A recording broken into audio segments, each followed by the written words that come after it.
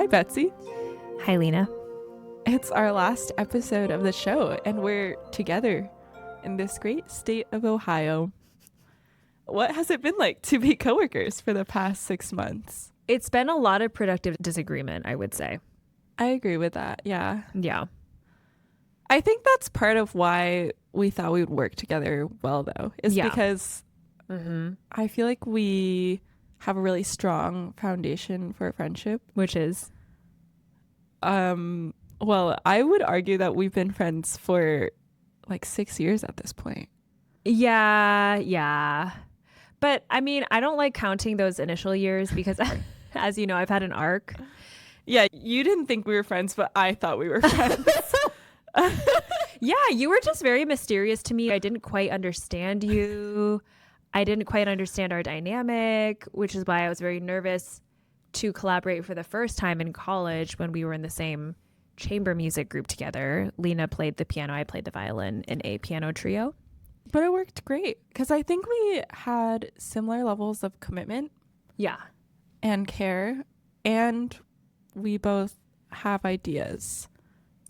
We did not disagree nearly as much in terms of our interpretation of music as we did for this podcast. That's true. Yeah. The only big disagreement I remember is about music choice, but you just went with what I wanted, which was awesome. I do remember that. Yeah. We played Rachmaninoff. Which was great. It was awesome. And we won an award for it. Yeah. So we must have sounded pretty good. So first we were friends, kind of. Then we were co-musicians. Then we were co-workers.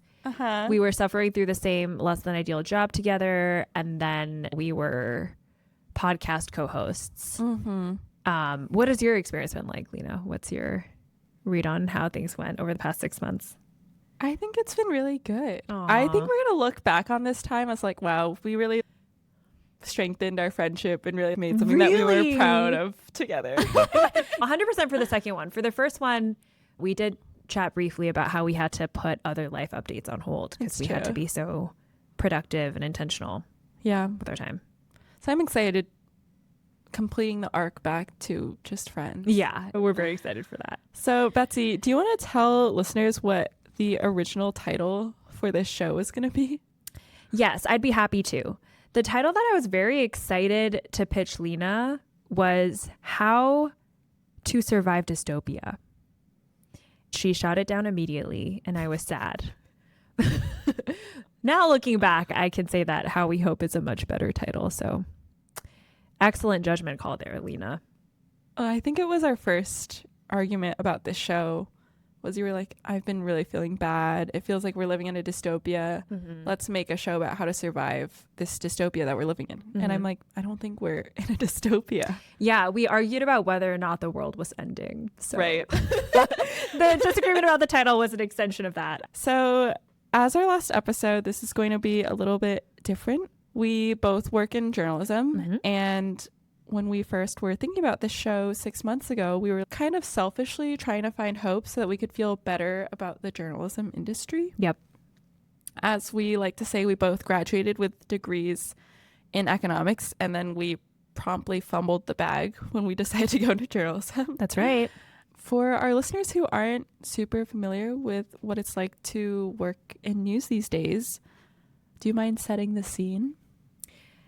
Sure. So I'm the health reporter for the Cincinnati Enquirer. Long story short, local journalism these days looks a lot like reporters pulling some long hours, covering things that they might not initially have been hired to cover just because the staffing is so limited that there are a lot of situations that call for all hands on deck. The Enquirer used to have hundreds of reporters. I found an article from the New York Times that said that in the 1950s, we had 845 employees. And now we have maybe 50 editorial staff members. So it's quite the difference. This year in particular, a lot of our coverage has been reacting to some pretty severe policy changes by the Trump administration. Things like federal cuts to Medicaid, ICE raids, counter protests, you name it. It's kind of become a part of everyone's beat. That has been happening at the same time that the political climate towards reporters has been growing more hostile. So safe to say it has not been an easy time to hold on to hope as a reporter. Yeah, if you just go onto the r/journalism subreddit, you'll see tons of posts from students that are like, so I've been studying journalism, but is it worth it? It seems like there aren't a lot of jobs out there. And then all the responses are from career reporters being like, I don't know. I left the industry, prepare to make a lot of sacrifices. Yeah. Yeah. So when I was initially thinking about what this episode would be, I thought that we would end up talking to people who worked in newsrooms that were doing really good work, that could be examples that potentially showed that journalism wasn't on such a downswing, or we could talk to individual journalists who were a beacon of hope for the industry. But through this show, what we found is that sometimes things just aren't good, and you can't look for good news all the time as a source of hope. But just because the news isn't good doesn't mean we should stop engaging in hopeful action. Hope is really where mindset meets action. That's right. I think the looking for good news for inspiration is so human and so understandable. But as Lena said, sometimes there just isn't good news, and it doesn't mean that you can or should give up. The show itself is the outcome of a hopeful action from the two of us. It is the product of a very existential time in our industry and in the world. And we figured that a lot of people could relate to this feeling of angst that, again, is a normal, rational reaction to a very difficult reality, but isn't always productive to hold on to and spiral about. So, Lena, we both did a lot of research for this show. We did some arguing constructively. And we interviewed a lot of people about their relationship with hope, their understanding of the bigger picture here, including some of our close friends. What are moments from previous episodes that stuck with you, and how did they change the way that you thought about hope in the news industry? Yeah, one interview I was really thinking about is my interview with Seb, who is one of the organizers for the Alamo Drafthouse Theater strike that happened not too far from where I live.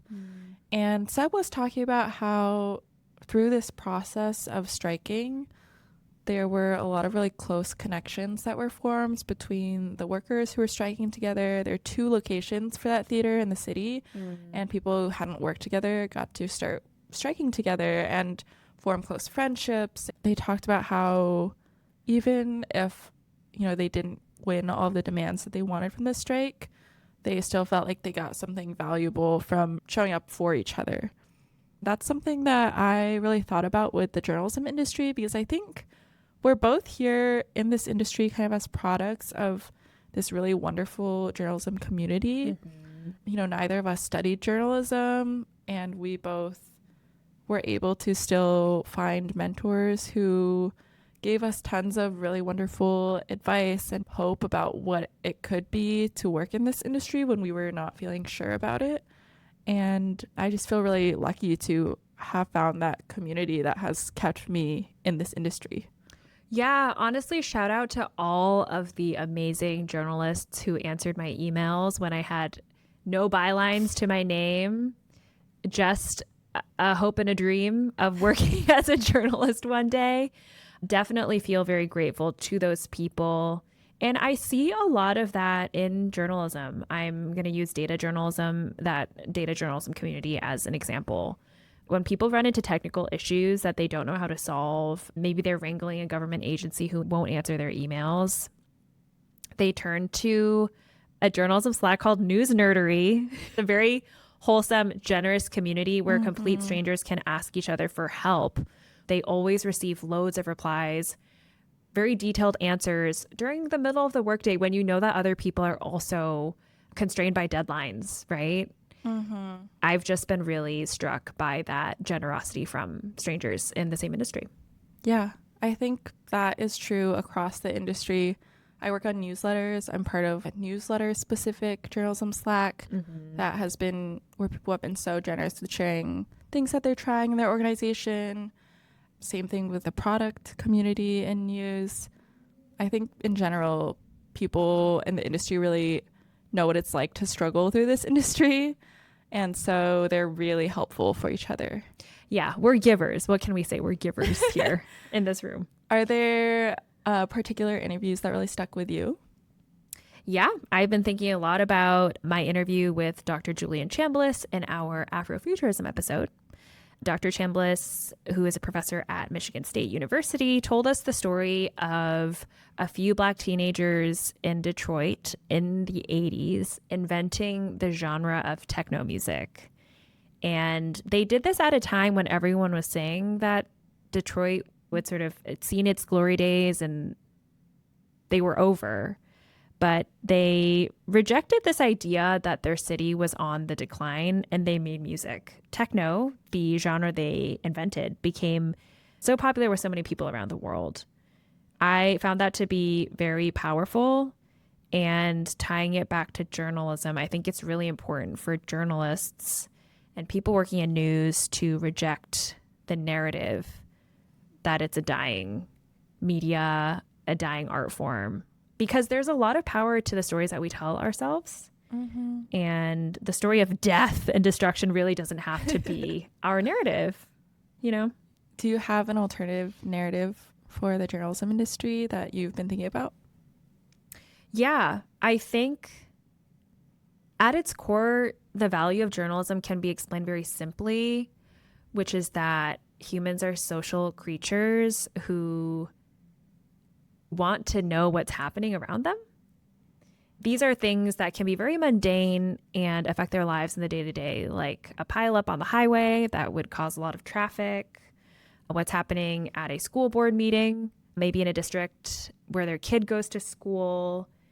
It could be knowing how to evacuate and when during a wildfire or a flash flood. The beauty of journalism is that it is so simple, right? People want to know what's happening in their communities, and the journalists who are tapped in and have their ear to the ground and are good storytellers can respond to that need.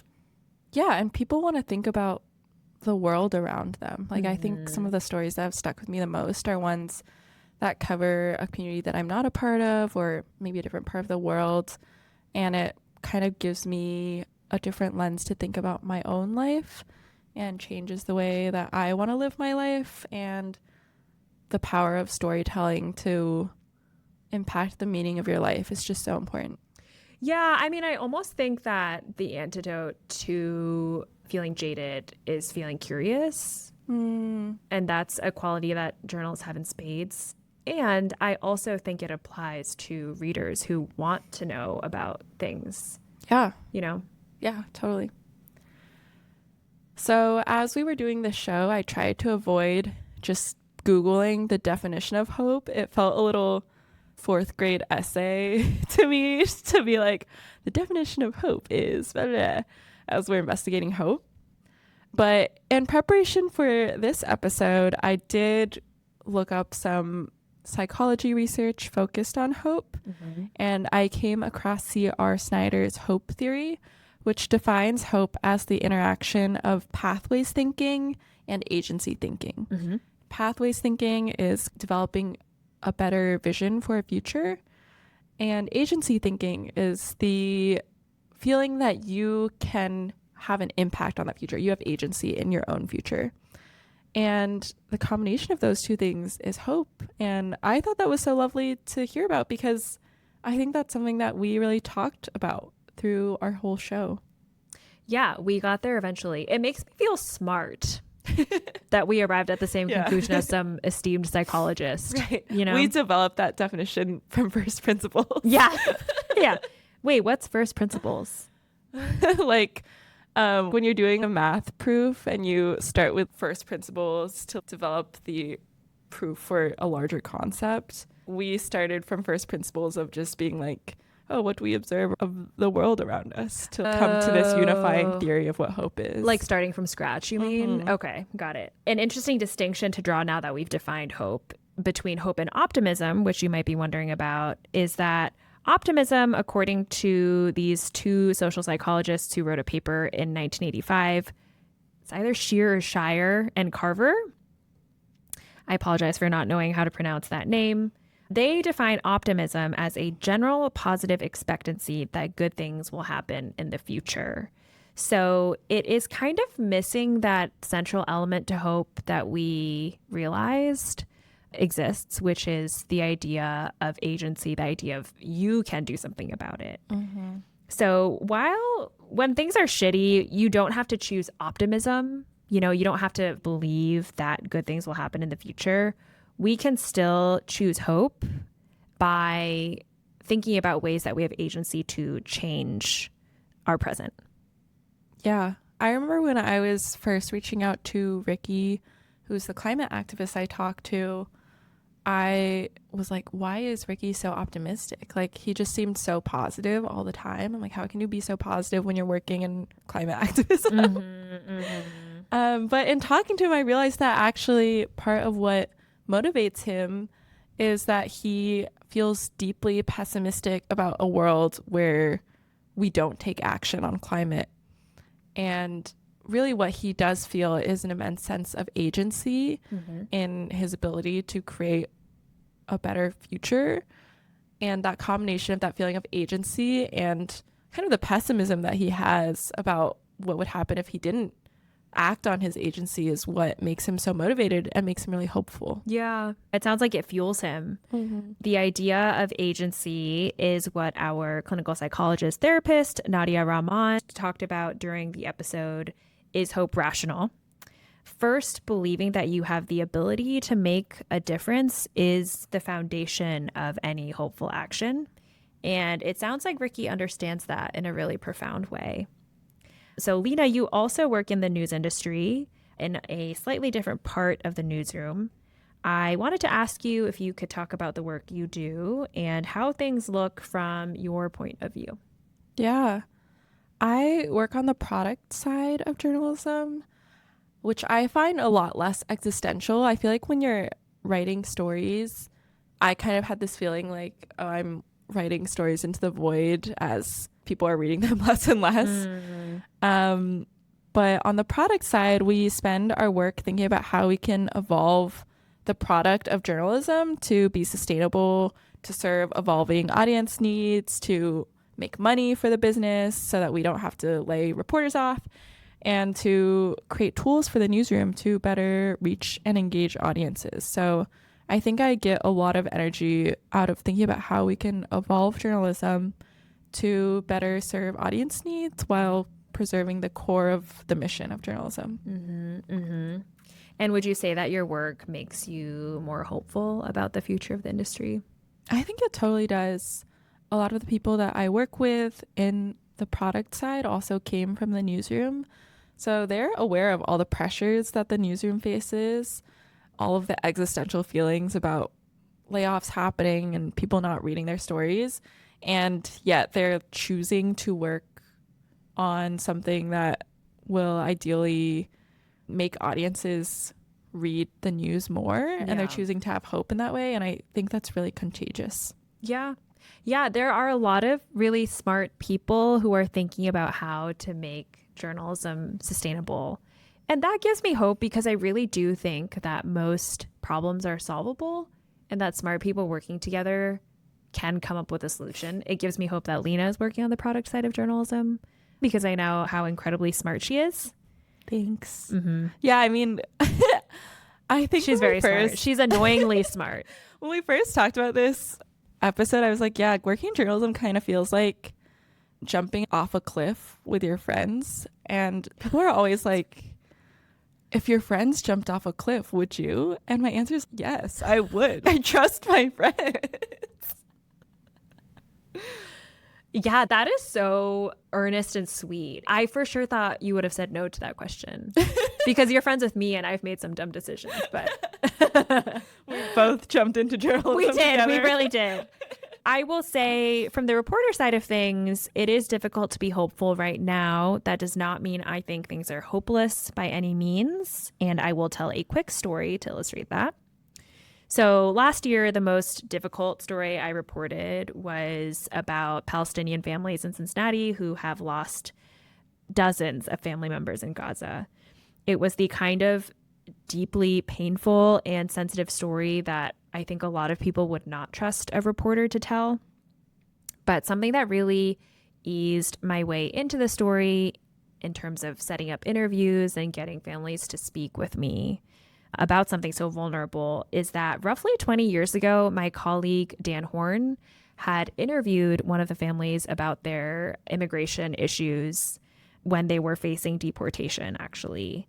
And because of the experience that they had working with Dan and with Carrie Cochran, who's a former photojournalist for the Enquirer, they came in with a lot of default trust and I think positivity about the story. And that translated to how they treated me as well. I really needed them to let me in, and they absolutely did because they trusted Dan, and that means they trusted me to a certain extent. The reason why that gave me so much hope is because we do have a significant understaffing issue in local journalism. It's not great that we have so few journalists working in newsrooms, and we need to solve that issue. But I love that the work that Dan and Carrie did nearly 20 years ago planted the seeds for me to be able to continue reporting on an important issue so many years later. You know, like the trust they had in them, that family had in Dan and Carrie, had staying power. And I think that is so incredible. Yeah, and you're building upon that. You know, as you're developing relationships with sources, they're going to have positive impressions of working with the Enquirer, and that'll enable better storytelling in the future. I think that's a part of journalism that people don't think about that often, is the work that goes into developing these relationships with sources. Like, not everyone wants to be an influencer. Not everyone wants to tell their story. Yeah.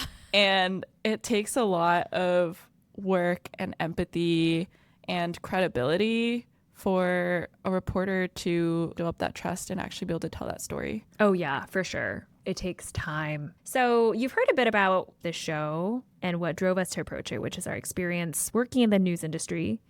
But this show was also a bit of a social experiment. So it is very important to now answer the question, did investigating hope for the past 6 months make us more hopeful in general? Lena, let's start with you.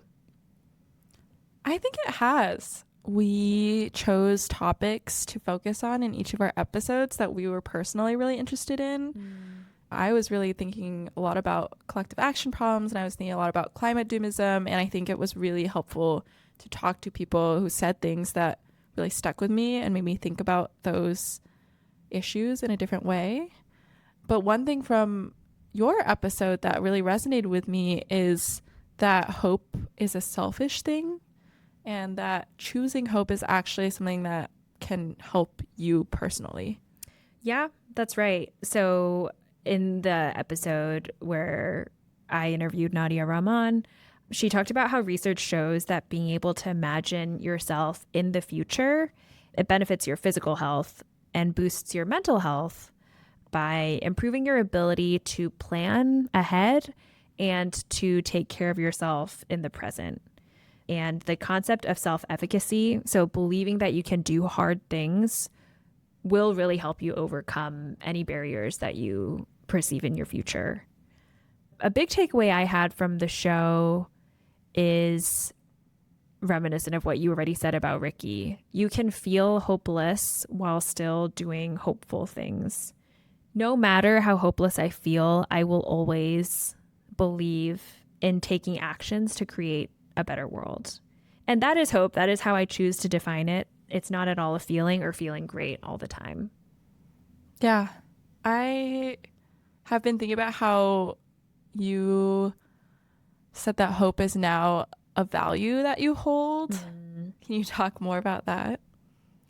Yeah, I would not say that it felt like a value when we first started the show. It felt like some sort of distant concept I really didn't understand.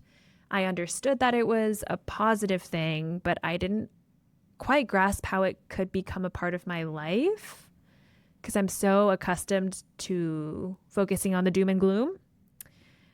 but it's now very important to me. Lena once said that I'm the most stubborn person she knows, which I'm still thinking about to this day.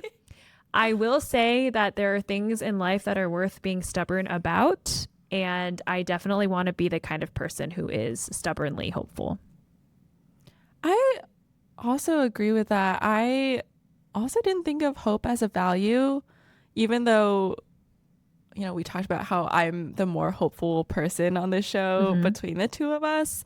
I don't think I ever thought of myself as particularly hopeful. I was just very practical, like, what's the point of philosophizing about if I have hope or not?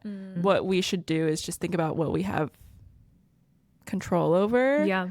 But now I think that it's really important to take the action and also connect it to this sense of hope, because hope is really contagious. When you're able to communicate that sense of hope, the people around you become more hopeful and their lives also get better. Yeah. Also, as we get older, I definitely want to be the kind of person who fights for a better future for people who are younger than me. So that's another reason. Well, thank you so much for listening to this final episode of How We Hope, which is a show distributed by Grab Bag Collab. We would love to hear if our show had an impact on the way you think about hope. So please email us at howwehopepodcast@gmail.com. Thanks. Yay, we made it.